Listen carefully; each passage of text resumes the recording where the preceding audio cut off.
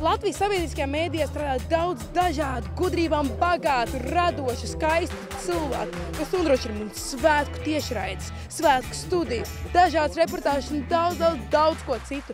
Tāpēc iesim un iepazīsim viņus tuvāk. Tu esi režisora asistente. Es palīdzu plānot filmēšanas. Un ko tu dari?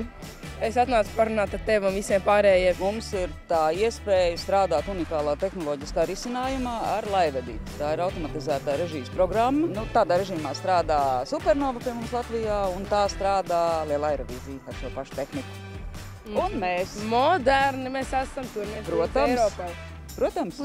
Pastāsti, kas ir šī lieta? Tā ir lidojošā kamera, kur ir iekārta virvēs. Tā nāk no Itālijas. No Itālijas? Jā. Televīzijas pienākums ir maksimāli skaisti to parādīt tā, lai visiem ir prieks gan skatītājiem, gan organizētājiem, gan dalībniekiem. Kas ir jūsu izaicinošākais par savu darbu? Izaicinošākais?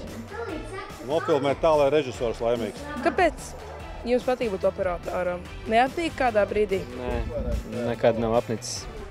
Sveicināt, es šeit esmu ar vienu vienīgo Zani. Režisore es esmu. Mēs saimniekojam par svētku studiju. Strādāju ar grafisku atspēli, video atspēli, nodrošinu kameras palaišanos, ka viņi strādā. Jūs pats dziedat, dejojat? Es dziedu dušā. Tikai dušā? Ļoti skaļi. Es esmu tas mazais rūķītis, kas palīdz darīt lietas. Un kā dziesmu sākt? Tu vai uz jūsu? Uz tu, protams. Ir sanācis pašam piedalīties dziesmu deju svētkos? Ir sanācis, jā. Ja nemaldos, 3 reizes esmu piedalījies.